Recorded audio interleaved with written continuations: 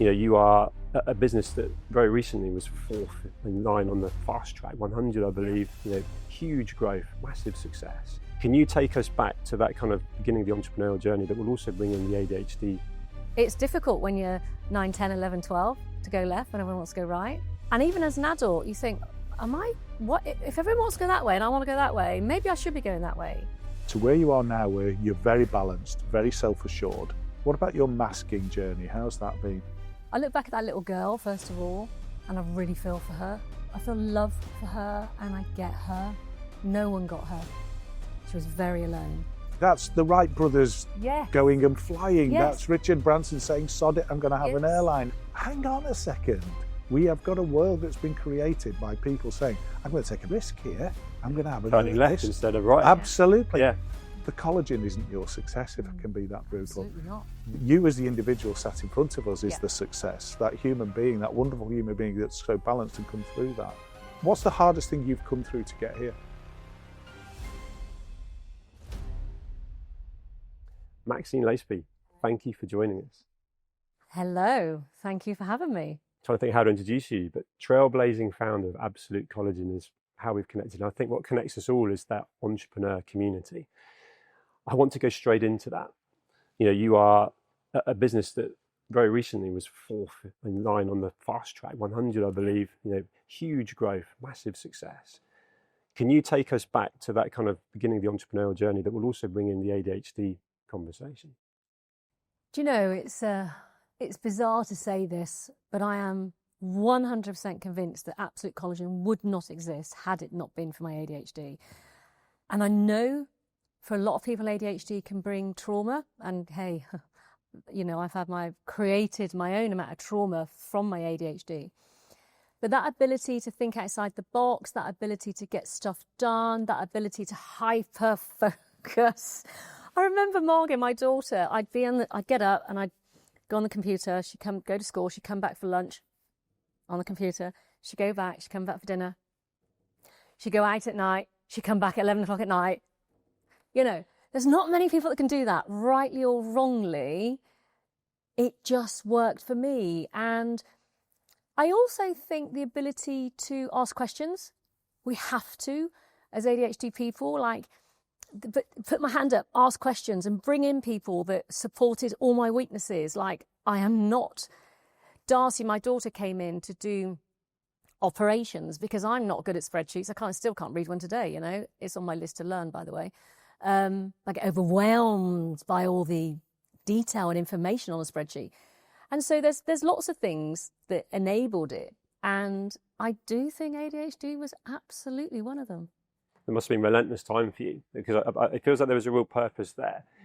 Was there a previous version of you where it was a muddle and you didn't have the passion and the purpose for what has become Absolute Collagen? Yeah, I would say my life before was pretty much a muddle. And I'm not saying that Absolute Collagen sorted it out. My journey to Absolute Collagen, when I went to university and I did this project where I stripped myself bare of makeup, let my hair go grey, did it for 4 months. Then I started looking at what I was putting in my body. And that's how I discovered collagen. And I think maybe it could be a good thing for ADHD people to do, to strip themselves back of every external mask, because that's essentially what I did. And I had this little spotlight in front of me, and I found the courage to take that step and step into that spotlight with no masks, it was my time to be me. And I knew at 49, I was then, if I could not find the courage to be Maxine, I was utterly exhausted by trying to be someone else for everybody else constantly. And so there was a huge muddle, but I don't think I knew it until I came out the other side. Can I wind you back then? Yeah. To the muddle, even the pre-muddle, maybe. We now talk about ADHD in a lot different terms to how we talked about it a generation ago. As a school child, how do you think your ADHD manifested for you in those days? Do you know, it's such an interesting question. It's quite a sad question, a sad answer, I think.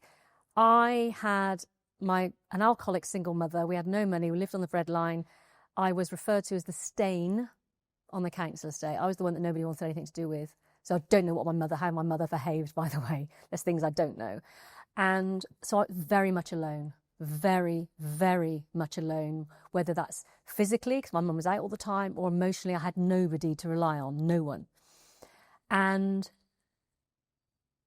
I was so well behaved at home, like weirdly well behaved, because I never, ever wanted to upset my mum. When I was 13, my mum had to go in for my report because it was really bad. And she was sat there. She said, "That's not my daughter you're talking about." Because I was the clown. They said, if there's somebody on the corridor laying on top of a radiator, it'll be Maxine. If there's someone disrupting it, it'll be Maxine. I was never a bully. I was just the clown. So school was very different to home. I hated school, and school hated me. I did not see the purpose of school one iota. One iota. My mum used to work nights, so I used to walk the streets 2 nights a week because I didn't want to be in the house on my own. So I'd be knackered constantly. Is this your biological mum? No, it's my adopted mum. Mum. Yeah.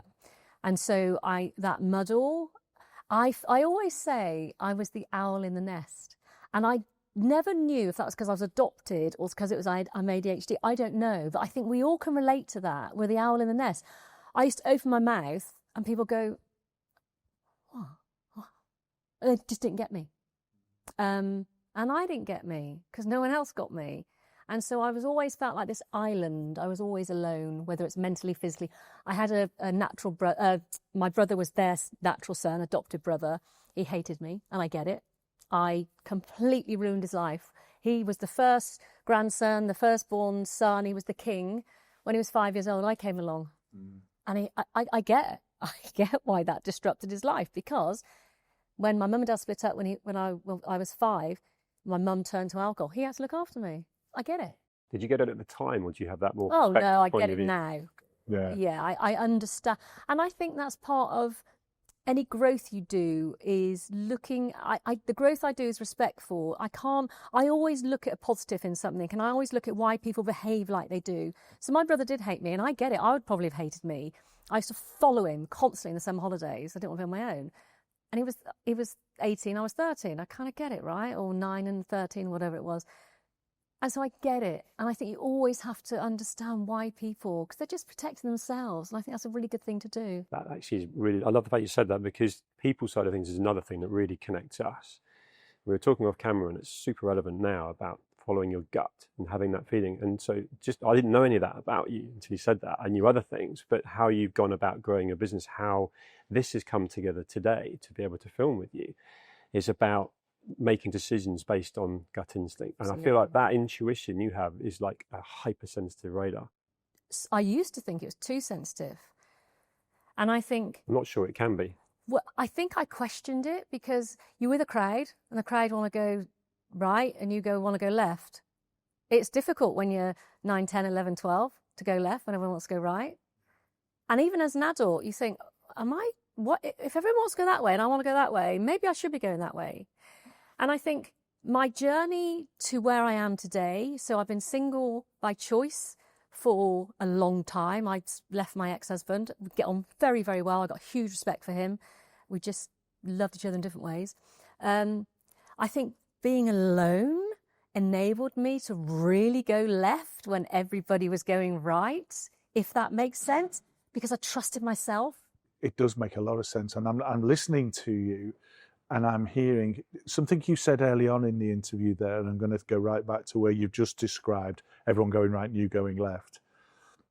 And you having to make a decision that not your gut decision. So you're now masking who you are with those gut-related decisions. And we talk about masking. Mm-hmm. And I think we often talk about masking in the context of hiding your behaviours or hiding your true self. But what you've just exposed there is masking who I want to be for the sake of those around me, because you want to fit in. People pleasing. Yeah. And then we talk about in the grown-up terms of rejection sensitivity, you're masking and changing from, and we get into the psychology, if you will, of a person's journey with their ADHD, which fascinates the living daylights out of me.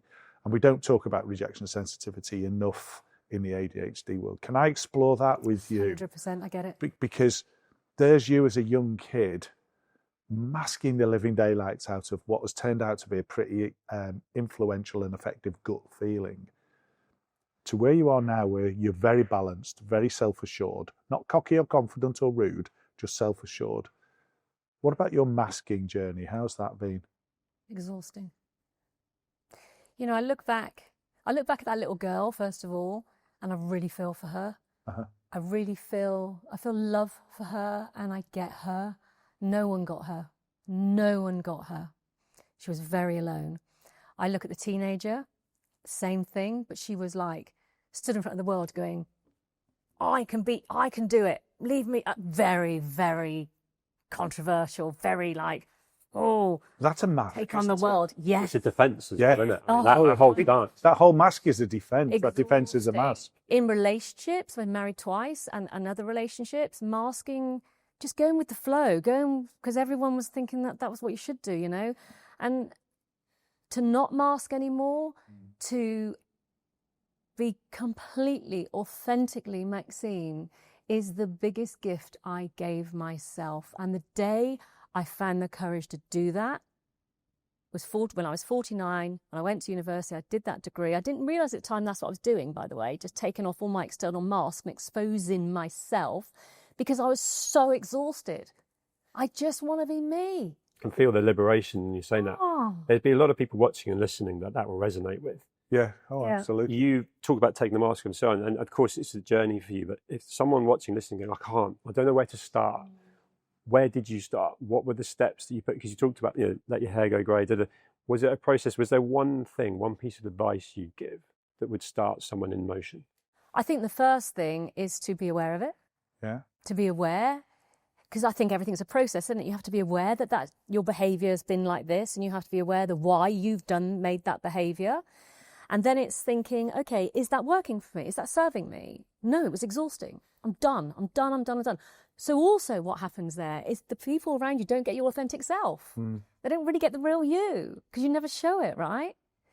And then, so out of respect for them, first of all, that respect was for myself. It was the respect of myself going, I just want to be me. And I always say, like, that little spotlight in front of me. And so the first thing I did was I had a little yellow post-it note on my mirror in my bathroom saying, you are enough. And I had it there for months. And consciously made an effort to look at that, digest it. I still got it in my head. I don't really need it anymore, and that sounds arrogant. I am really comfortable with who I am, No, but that got you started. That's the point. It definitely got me started. You are enough. And I think I got to the point I was so exhausted with just like trying to fit in. It is so... Anybody listening to this, watching it, whatever, they'll get it. It's exhausting. They'll get it, but what I'm just processing here as I'm listening to you again is when you were in that moment, you'd put that post-it note on your mirror and you'd stripped yourself bare. I suspect you didn't know you were doing that for yourself to the degree that you do now when you look back. Yeah. So for anybody else who's facing that proposition, they're not probably going to be able to know that they can make a calculated decision to do that for themselves because clearly you didn't. So how does someone else? Well, they won't. But I guess what we're trying to achieve in this ecosystem that we're creating is the stimulus, the forethought to give people the idea, the concept that you can, and when you're ready, and not when someone else tells you you're ready, when you're ready. Because in the end, you may have been doing it to fit in still, to be whatever the motivation that you didn't know at the time, but ultimately you did do it for yourself. And you've come out of that incredibly balanced, but you didn't go into it to do it. No. And that's the difficult part, isn't it? And one of the hopes I have of talking with people like yourself, inspirational people who've got their success, the collagen isn't your success, if I can be that brutal. Absolutely not. You as the individual sat in front of us is the success, that human being, that wonderful human being that's so balanced and come through that. What's the hardest thing you've come through to get here? Recognising that I need to do something. For me, it started with that physical, removing masks physically, like hair dye and all the rest of it. And then what came with that was the emotion. It takes courage. It takes courage to change something you've done for so long. Where did you get that courage from? I think I got to a point in my life, so if I go back even longer, so about a year before I went to university, I was suicidal. Mm-hmm. I sat in bed and I was done. I talk about this very, very openly because I always think somebody might be listening that needs to hear this. I just spent 2 years doing up this house, worked really, really hard on it for me and the girls. And I always say it's where the three of us grew strong together. So when I first left my husband, that was one of the hardest things I did, was leave a very comfortable life. Because I just wasn't happy. I knew I could not be me in that environment, so I left. So I guess that was the first starting point. Not saying everyone should do that, by the way. By any means, you must work with what you've got. But, I did that. And it was snowing, and this one night I just had brand new carpets fitted throughout the house, and I was sitting on my bedroom floor, beautiful, beautiful. I got the most wonderful view. It is stunning. And I looked out and I just thought, I couldn't see the beauty. It was bin day, and I was too frightened to put my bin out. And I thought, I'm done. I cannot live like this anymore. I am so done. And Darcy was out riding a horse, and she came back early. She got a lift. And I'd Googled how to do it, and it was pills and all the rest of it. And I walked into the kitchen. I saw her.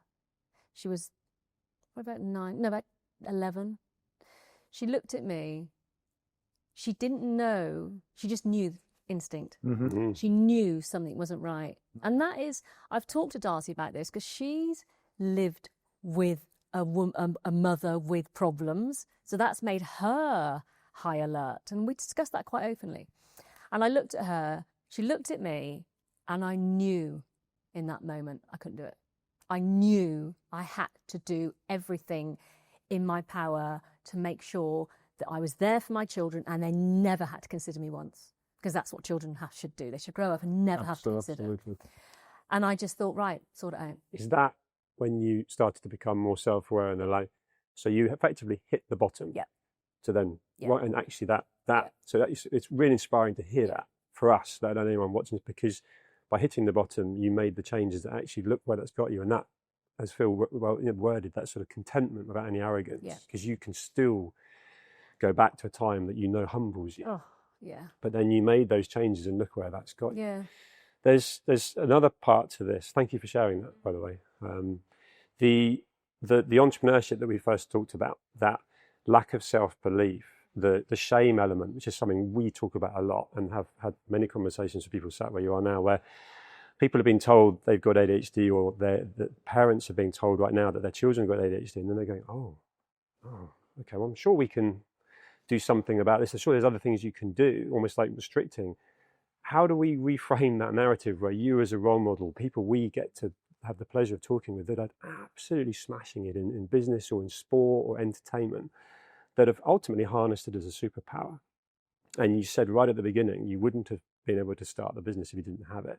What needs to change? Because for me, recently diagnosed, it makes so much sense to me. I'm comfortable with that. I've got things to unravel, but I can see it's a strength.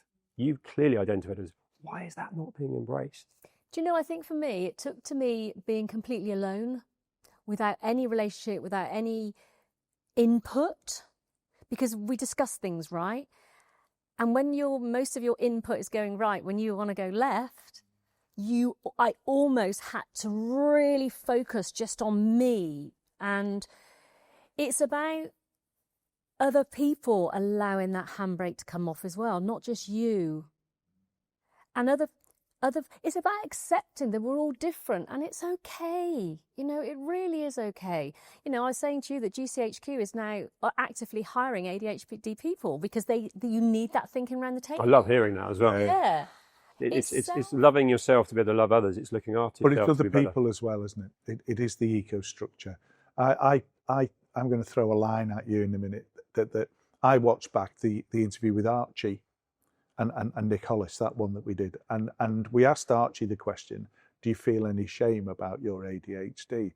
And he's 22, this lad, and his answer was just the best answer that anybody could ever give. He says, I feel no shame for having ADHD, but I'm ashamed of some of the things I've done. Oh, absolutely. And that was huge. I watched it back and I thought that's hugely powerful. I think that is so true, and ADHD has taken me to rehab. It's taken me to drink, it's taken me to drugs, it's taken me to running, to exhaustion, because I needed my brain to stop. Yeah. And once I give up the drugs and I gave up the alcohol, there was nothing. There was nothing. So I had to run, and I would run until my mind just stopped. And I still do that now, actually.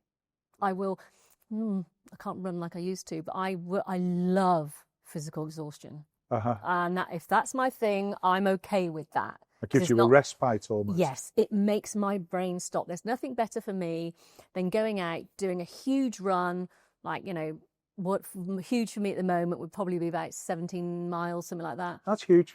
And then I would go home and I'd be comatose. And I love that peace that you get. Isn't it great that you found this? It's effectively a coping mechanism, right? I mean, you can see you're so passionate when you talk. When you talk about being exhausted, like me and Phil be like, feel it. But when you talk about the enjoyment, like the endorphins, love it. And you found that. So I think that's really important for people watching, listening. Absolutely. Because find something that works for you and actually exercise in any way. I mean, that's always been a default for me. I get that. I need to do something. London, hot day, 2 days in a row. I'll be doing something tomorrow morning that puts me in that. Run to Primrose Hill tomorrow morning. So I presume from the way you've expressed your life trajectory there, drink and drugs have played a part in giving you that respite previously, an inappropriate respite. And you've come through that. And that's a very common story for a lot of people that we speak to and speak with. And that's how to calm the ADHD, isn't it? There's two things going on, I suggest. One is that most people with ADHD will be addicted to something. Mm-hmm. Chocolate.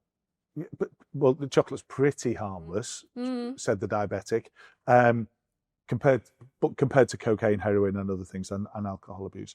Exercise can be damaging if overdone, as you've just explained, into exhaustion. And it's about, if we're going to try and remove the shame and change the optics, it's about trying to get people to understand that you're never going to fight that addiction to the point where it's not there. You've got to find the addiction that is acceptable to you, damaging, and least damaging to those around you. Yes. And if you can find the right addiction, and that almost sounds like a statement that shouldn't ever be, it's sort of fighting against itself, isn't it? If you can find the right addiction, you're on the right pathway. The collagen work has been an addiction you've described. 100%. And and people talk about hyperfocus. I'm particularly against superpower, I think, because it comes with burnout, it comes with risk, it comes with pain for those around you. But if that's an addiction that's positive as opposed to an addiction that's negative, let's accept addiction and stop making that a negative thing and use that to actually reconstruct the shame piece. Does that make sense? It does. It's purpose. It feels like when you were around that kitchen table with Darcy, relentlessly working on concoctions and so on, but I'm going to see this through. And I don't know if you allow me to jump in and ask the journey of that, because I think that's really interesting. There are entrepreneurs trying to make things happen. How easy was that? How many failures were there before you succeeded? Do you know, it's so weird. I get asked this a lot. And people say to me, you make it sound really easy, right? Because I just did it. It was a 2-year journey from discovering boiling up the bone broth, seeing it go cold. There was a jelly, feeding it to my friends, Darcy going, I'm going to take that to the lab because she was studying food science to make sure you don't kill your friends. And then to launching, it was a 2-year period. But you never stopped in the 2 years. It goes back to Phil's point, right? Some people might have given up after 6 months and gone, this is work. Some people won't have seen that stuff on top of the broth and thought, can I do something with it? Yeah. And that's where... My friends have said that. I would never have seen it. Absolutely. That's the Wright brothers going and flying. That's Richard Branson saying, sod it, I'm going to have an airline. And that is the essence of the entrepreneur, is there was nobody to yank the handbrake for you, but you didn't yank your own handbrake either. And that comes back to the entrepreneurial positive of impulsivity. And again, impulsivity is seen as an impairment, and that the manual of assessing someone for ADHD says, are you impaired with impulsivity? Hang on a second. We have got a world that's been created by people saying, I'm going to take a bloody risk here. I'm going to have a turning left instead of right. Absolutely. Yeah. So there's you sat with a pan of broth, which sounds disgusting. Yeah. And yet you've made something out of it, which is helping a lot of people. So reshaping, reframing, we get further and further into this with every hour we spend together, don't we? Yeah. And I think if we were to look back on the conversations with other people from day one, there's actual growth in the understanding, the true understanding of entrepreneurs and ADHD, hour by hour, as we've built this series. Does that make sense? Yeah, definitely. But for you, we've talked about your dark hours, we've talked about, and we've touched on them. I don't want to go deep. This isn't psychotherapy at all, but you've exposed them. What's the best part of you now as a mature woman with ADHD? What's the best part that will encourage other people? Just being at peace with who I am. Yeah. And I think that comes with also carrying respect for others. Mm-hmm. So yes, I am who I am, and yes, I have my values, but I'm very much you do you. I will never shove myself in anyone's face. I appreciate everyone has opinions and everyone has a different journey. I always find a positive in everything. People say to me, is your glass half full or half empty? And I say, neither. I need one drop in the sun and I'll make water. But it's about never shoving myself in people's face and really, truly embracing who people are and allowing people to be, including myself. We previously interviewed an ADHD clinician herself who had ADHD, Rebecca. And at the end of her interview, she said, you do you and I'll do me. Yep. And do you remember? I do. And I tried to replay those words and kept on getting it wrong. And the other second person, and I would say that you and her are peas out of a pod in terms of at one with yourself and comfortable with that. But also, I would suggest you still recognise the daily challenge to be that person. And I think that's part that has to be brought out, isn't it? There isn't an arrogance about you that says, sod the world, I am me and I'll do me, you do you, and I don't care about the impact. You do care about the impact on those around you, don't you? 100%, because I think we're all here together and there's an arrogance to not caring. And I do care. I've got hundreds of thousands of absoluters. That's what they call themselves, are the people that take Absolute Collagen. And I respect each and every one of them for who they are, and they're entitled to have different opinions. And why would we not allow that? And maybe that comes from always wanting to go left when people are going right. I get it. Maybe, and I just think you have to allow people to be. And none of us are that big that we have the authority to preach, for God's sake. We're just little human beings in this massive sphere, and we are tiny, absolutely tiny. And we must remember that. Something that really winds me up about my industry is somebody said to me the other day, oh, you don't act like somebody's got a £30 million business, Maxine. What does that mean? Oh my God. You get people that have a product and they then become celebrities and they raise themselves so high and they're all talking about authenticity. And from where they're not authentic one iota. You manage ego, really, considering the rejection side of things from even off camera, talking about could have seen it from an adoption point of view to then the childhood you described, to then be so successful but not trying to shout about it. You're making time to film with us now because you knew it was going to be a raw, real, authentic conversation, not to champion what you're doing. Absolutely not. And I think that comes from purpose. My purpose is to empower. I see every single absoluter as my mother, my adopted mother, every decade of her life. And I will never let her down. Ever. And that's always been the key to my business. She's my North Star, right? Beyond belief. That's why I went direct to consumer. That's why we were the first to market. There's lots of whys that she is absolutely everything that adds to our success. And you must always, I don't know, it's just me. I am who I am. And maybe it is my upbringing that's made me like that. Maybe Which shaped it. Yeah. 100%. And maybe if I was held in esteem as a child, I'd be a different person now. But I was looked down on all the time. And so I get it. I get what it's like to look down on. We got to wind out of this now, sadly. What I will say is, where people are saying women are underrepresented in the ADHD treated part of society, you stand as a beacon of, I believe, as a beacon of hope and future for many a person, but especially many a woman who's had the hardest of starts. Yeah, that was what you've outlined there was a flipping tough starting things. But it's made me who I am today. It's made you who you are today. You've got an inner resilience now that you've never seen in yourself before. But the thing I would suspect you're most proud of is that you're very balanced, you're very measured, and you've got a temperate way of conducting yourself. And genuinely, for someone who's running a clinic with an awful lot of people in it, I think you should congratulate yourself for that thing alone.